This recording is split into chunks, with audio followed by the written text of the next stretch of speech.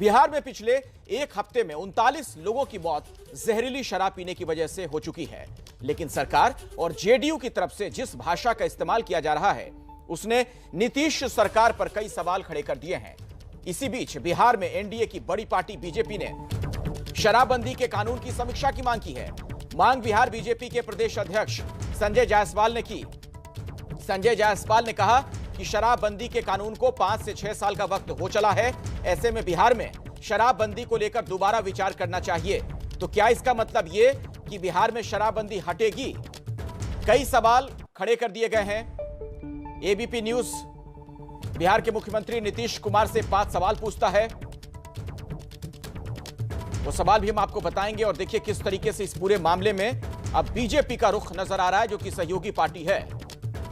शराबबंदी को 5 से 6 साल हो गए, एक बार इसकी समीक्षा होनी चाहिए। अब देखिए सवाल क्या है। सवाल यह कि इतने लोगों की मौत की जिम्मेदारी आप कब लेंगे नीतीश कुमार जी? नीतीश कुमार जी से यह सवाल है, बिहार के मुख्यमंत्री से। आपकी शराबबंदी कागजों में कब तक रहेगी नीतीश जी? सवाल यह भी, क्या आपकी शराबबंदी सिर्फ भाषणों तक ही सीमित है? और क्या शराबबंदी सिर्फ वोट पाने का जरिया भर है? शराब माफिया मालामाल, आप कब लेंगे पीड़ितों का हाल? ये आंसू, दुख, दर्द और मातम उन परिवारों के हैं जिनके अपने जहरीली शराब कांड में मौत के मुंह में चले गए। शराब कांड हुआ भी उस बिहार में है जहां पूर्ण रूप से शराबबंदी है। इसी शराबबंदी के लिए नीतीश कुमार अपनी पीठ थपथपाते नहीं थकते। जहां भी मौका मिलता है अपने इस फैसले की तारीफ करने से पीछे नहीं हटते। लेकिन जब ऐसे कांड होने के बाद नीतीश से सवाल पूछे जाते हैं तो सारी जिम्मेदारी लोगों पर डाल देते हैं।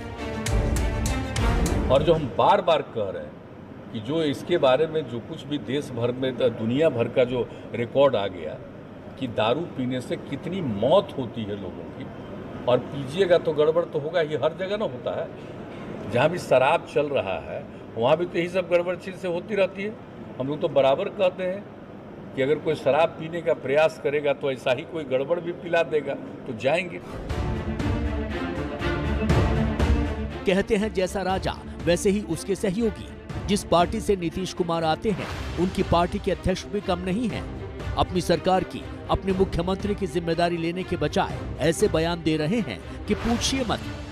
ऐसी दलीलों को परिभाषित करने के लिए बिहार में एक शब्द गढ़ा गया है जिसे थेट्रोलॉजी कहते हैं। हत्या के लिए कानून फांसी बना हुआ है, फिर भी लोग हत्या करते हैं कि नहीं? पकड़ाते हैं तो फांसी होती है। कानून कानून है, कानून का उल्लंघन करिएगा फांसी होगी, सजा होगा। वाह राजीव रंजन जी, क्या जबरदस्त दलील दी है आपने। याद रखिएगा, ये बिहार है। लोग छोटी से छोटी बातें भी बरसों तक याद रखते हैं, क्योंकि इस साल जहरीली शराब ने 80 से ज्यादा लोगों की जान ली है। इन आंसुओं की जिम्मेदारी तो नीतीश कुमार की ही बनती है।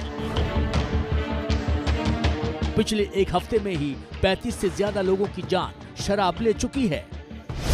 गोपालगंज 20 की मौत, बेतिया 15 की मौत, मुजफ्फरपुर 6 की मौत, सीवान 5 की मौत, समस्तीपुर 4 की मौत। हालांकि समस्तीपुर में अभी आशंका है कि मौत शराब से हुई है, इसकी पुष्टि नहीं हुई है। जहरीली शराब में सबसे ज्यादा गोपालगंज में तबाही मचाई है। एबीपी न्यूज संवाददाता निधिश्री ने जब मोहम्मदपुर इलाके की पड़ताल की तो उन्हें हैरान करने वाली बातें पता चली। इसमें शराब महज 30 रुपए में बिकती है। अब उस 30 रुपए में कितनी क्या कुछ क्वांटिटी मिलाई गई है इसका कोई अंदाजा नहीं है। ना तो शराब बेचने वाले को पता है, ना ही शराब पीने वाले को। इस तरीके के पाउच कितनी बड़ी संख्या में इस इलाके में है, ये आप तस्वीर देख सकते हैं। सफेद रंग का इस तरीके से छोटे छोटे पाउच बने हुए हैं, पुड़िया बना हुआ, इसको बांध दिया गया है। और उसको बांध करके यहाँ लोगों ने, जिन लोगों ने इसका सेवन किया है, पिया है, पी करके इस इलाके में फेंक दिया है। मोहम्मदपुर थाने के इलाके में रेड के दौरान पुलिस ने 2 घरों को सील कर दिया है। इनमें से एक घर प्रभावती देवी का है। उनके 4 बच्चे हैं। पति की शराब पीने से मौत हो गई। घर में शराब मिलने के बाद पुलिस ने घर सील कर दिया है। आपके घर को पुलिस ने सील कर दिया है क्योंकि आपके घर में पुलिस को शराब मिली। सर ए दीदी अच्छा ये बताएं, जब हम हैले ही नहीं खे, हमार मालिक साहब शराब बेचबे ना करीले, भाई में 2 भाई बानी लो, तो वो अलग बानी हम अलग बानी, तो हम शराब बेचते नहीं खे, तो हम कैसे कहीं बताई। घर में शराब था ये आपको मालूम नहीं था? ना दीदी हमरा मालूम नहीं खे, हम नहीं खे देखले, तो हम कैसे बताएं। कितने बच्चे हैं आपके, क्या करते थे आपके पति? हमारे पति राजमिस्त्री का काम करत रहने हैं। कितने बच्चे हैं आपके? 4 गो, 2 गो लड़का 2 गो लड़की। आप घर में शराब नहीं बनाती थी? ना दीदी हम शराब नहीं बनाती है, ना हमारा पति शराब बेचता है, वो तो कुछ का हाल जानते नहीं है। बैकुंठपुर से आरजेडी विधायक प्रेम शंकर यादव इस मामले में सारा दोष प्रशासन को दे रहे हैं। उनके मुताबिक शराब माफिया और पुलिस प्रशासन में मिलीभगत से ये सब कुछ हो रहा है।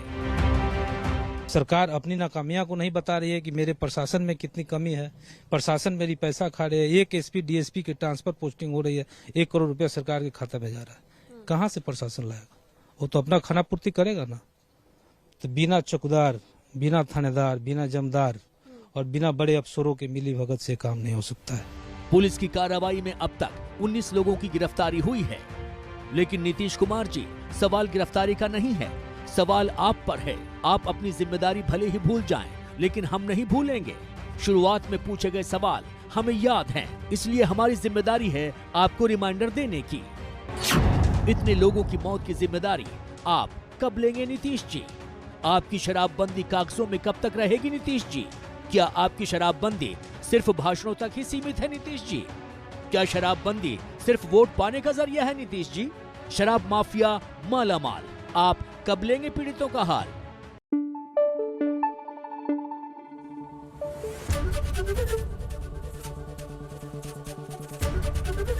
एबीपी न्यूज आपको रखे आगे।